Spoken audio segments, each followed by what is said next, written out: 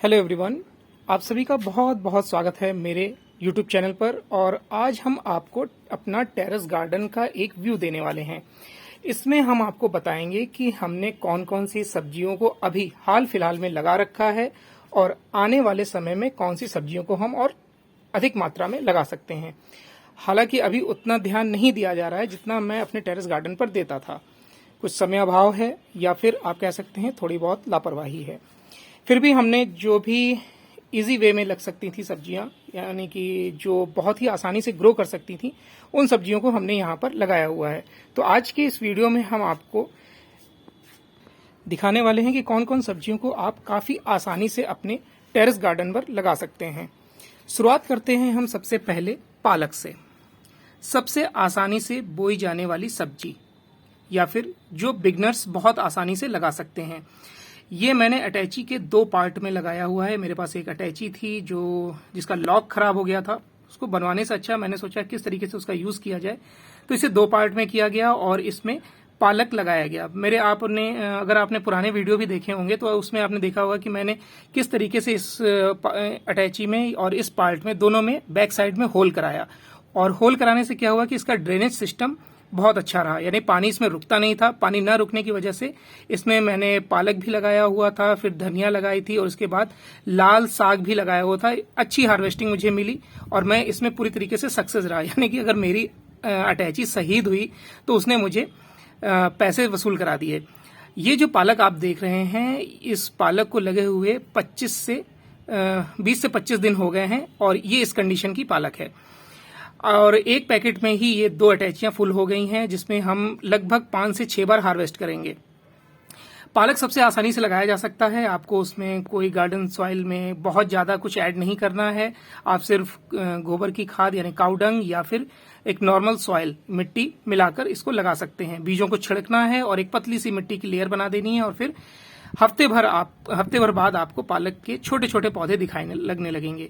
तो हमने अपने टेरेस गार्डन पर सबसे पहले पालक लगाया है, जो बहुत आसानी से ग्रो हो सकता है। उसके बाद हमने यहाँ पर कुछ टमाटर के बीज डाले थे और उसके पौधे निकले हैं। हालांकि हमने जब एकदम गर्मी पीक पर थी, जैसे कि जून में भी कुछ बीज डाले थे, लेकिन वो अंकुरित नहीं हो पाए थे, यानी वो पौधे का रूप नहीं ले पाए थे। लेकिन अब जैसे ही मानसून स्टार्ट हुआ, उसके बाद जब हमने इसमें बीज डाले, और मैं बीज नहीं लाया था, जो घर में हम टमाटर यूज करते हैं उसके ही बीज मैंने यहाँ छिड़के थे। तो यहाँ पर कम से कम आप देख सकते हैं 10 पौधे लगभग तैयार हैं। 10 पौधे को अब हमें ट्रांसप्लांट करना है, यानी कि पैकेट में मिट्टी भरकर हम इसे तैयार करेंगे और ये पौधे अच्छे खासे फल देने की स्थिति में आ जाएंगे अगर इसका रख रखाव अच्छा हुआ तो एक पालक हो गया और ये टमाटर के पौधे भी हमारे रेडी हो गए हैं। उसके बाद इन 2 गमलों में जिसमें आंवला लगा हुआ था वो सूख गया था और इसमें समी का पौधा लगा हुआ था, ये भी सूख गया था जब हम बाहर थे, यानी आउट ऑफ स्टेशन थे। तो इस गमले का यूज इस तरीके से किया गया कि यहाँ पर खीरे के बीज लगाए गए। इसमें मैंने 2 लगाए थे और इसमें भी 2 लगाए थे, लेकिन ये तो दोनों निकल गए, ये नहीं निकल पाया है।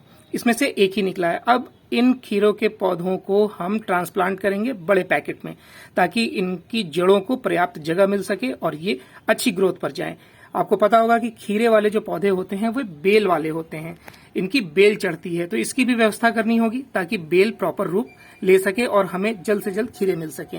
हालांकि खीरे में हम थोड़ा सा लेट हैं, ये हमें पहले बो देना चाहिए था। कोई बात नहीं, लेट भी हैं तो भी हमें अच्छा रिजल्ट मिल सकता है अगर हम अच्छा रख रखाव इसका करेंगे तो यहाँ पर खीरों को हमने लगा रखा है। फिर हम आते हैं अपने कॉर्नर में, एक हमने टब रख रखा है। इसमें हमने लाल साग का बीज का छिड़काव किया था। ये जो बीज डाले गए थे ये लगभग जून में डाले गए थे, लेकिन जून में इसको प्रॉपर या तो गर्मी की वजह से पौधे नहीं निकले थे। अब देखिए ये अच्छी खासी ग्रोथ पर है और एक फैमिली के लिए इतना साग सफिशिएंट मान सकते हैं। हाँ, अगर देखा जाए तो जमीन के मुकाबले कम है, लेकिन अगर आप जब टेरेस गार्डनिंग करते हैं तो उस हिसाब से इसको हम पर्याप्त मानेंगे। आप देख सकते हैं यहाँ पर कुछ हाइट पर है और कुछ छोटे छोटे तौर पर निकल रहे हैं, लेकिन हम इसमें सक्सेस अपने आप को मानेंगे क्योंकि हम इसको कम से कम 2 से 3 बार हार्वेस्ट कर लेंगे। इसी में हमने तरोई के बीज लगाए थे जो पौधों का रूप ले चुके हैं। इसको हम ट्रांसप्लांट नहीं करेंगे क्योंकि इस टब की जो गहराई है अच्छी खासी है, बड़ा टब है, इसकी जड़ को पर्याप्त जगह मिलेगी, इसलिए हम इस खीरे के पौधे को ट्रांसप्लांट नहीं करेंगे, इसको हम यहीं पर रखेंगे। इस पैकेट में भी हमने खीरे लगाए थे। खीरे के यहाँ पर 3 बीज लगाए गए थे जिसमें कि तीनों निकल गए हैं, लेकिन हम इसमें से 2 को ट्रांसप्लांट कर देंगे और इस पैकेट में सिर्फ और सिर्फ 1 पौधे को ही रखेंगे। ये हमारा नींबू का पौधा है और इसमें फल गिर जा रहे हैं। सबसे बड़ी समस्या ये आ रही है, इसके लिए हमने नीम खली का प्रयोग किया था जिसके बाद फल रुके भी थे, लेकिन अभी गर्मी में हम सरसों खली का प्रयोग किया था। लेकिन गर्मी में सरसों खली का प्रयोग इसलिए नहीं किया जाता है कि उसमें पौधे के जो पत्ते होते हैं वो जलने का डर रहता है। तो इसमें हम वेट करेंगे थोड़ा सा, और जब मानसून पीक पर होगा या फिर मानसून रुकेगा तब हम इसमें सरसों की खली का प्रयोग करेंगे ताकि जो फल इसके गिर जा रहे हैं वो रुक सके। और एलोवेरा इससे पहले आपको दिखा चुके हैं, तुलसी जी हैं और यहाँ पर भी एलोवेरा लगा हुआ है। अब हम उस पैकेट पर आते हैं जिसमें 4 से 5 पैकेटों में बैगन लगे हुए हैं। बैगन फल दे रहे हैं, ये देखिए, और बैगन हमें दिखने भी लगा है। अब ये पौधा लगभग हमारा 1.5 से 2 साल पुराना है, 1.5 साल आप कह सकते हैं, और इससे हमने अच्छी खासी मात्रा में बैगन हार्वेस्ट भी किया हुआ है। आप पुराने वीडियो हमारे देख सकते हैं, उसमें आपको दिख जाएगा कि हमने किस तरीके से पुराने वीडियो में हार्वेस्टिंग की हुई है। तो बैगन के पौधे लगे हुए हैं उसमें फल आने लगे हैं और जल्द ही ये आप ये देखिए, ये यहाँ पर भी फूल आपको देखने को मिलेंगे। इस तरीके से कई जगह फूल आपको देखने को मिल जाएंगे जो फल में कन्वर्ट हो रहे हैं। उसके बाद हम आते हैं, यहाँ पर हमने लौकी लगा रखी थी। लौकी अब धीरे धीरे बढ़ रही है। ये है, देखिए लौकी, ये जो पौधा आप देख रहे हैं ये लौकी का है। इसको हमें सहारा देना होगा ताकि ये बेल अच्छी ग्रोथ पर जाए। उसके बाद ये तरोई लगी हुई है, तरोई भी तार पकड़कर धीरे धीरे ऊपर चढ़ रही है। यहाँ पर तरोई के टोटल 3 पौधे लगे हुए हैं, हालांकि तीनों ही निकल रहे हैं। थोड़ी सी इसमें हमें इसको सहारा देना होगा ताकि ये ऊपर चढ़ सके। पिछली बार ये इस पाइप के माध्यम से धीरे धीरे ऊपर चढ़ गया था और इस बार भी हमें यहाँ पर एक डोरी बांधनी होगी जिससे कि ये ऊपर चढ़ सके। उसके बाद इधर टपों में हमने तुलसी जी लगा रखी है और तुलसी जी में ही हमने यहाँ पर